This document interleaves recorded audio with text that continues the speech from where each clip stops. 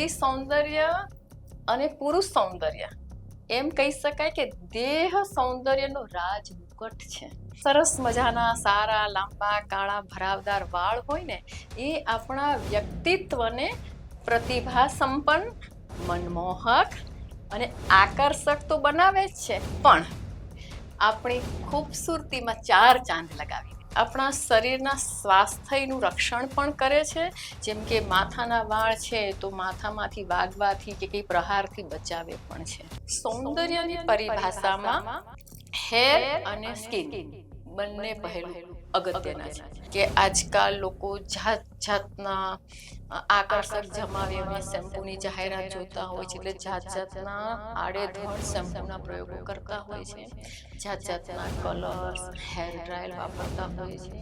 બીજું, આપણો સ્વભાવ એવો અવળચંડો છે કે આપણને સીધા વાળ આપ્યા હોય તો આપણને એવું થાય કે પાર્લરમાં જઈને એને પમિંગ કરાવડાવી નાખીએ.